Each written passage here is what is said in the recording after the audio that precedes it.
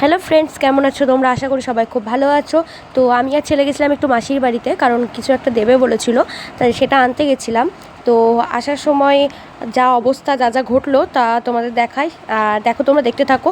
তো রাস্তায় একটা মন্দিরে, বাড়ির সামনের মন্দির এটা, তখন কীর্তন হচ্ছিলো। তো ওখানে দাঁড়ালাম কিছুক্ষণ। ঠাকুর রাধা গোবিন্দটা তোমাদের দেখাতে পারলাম না। রাধা গোবিন্দটা খুব মিষ্টি দেখতে, আর এখানেও তাই। পাঠ হয় আর সেবা হয়, এখানেও প্রসাদ বিতরণ হয়।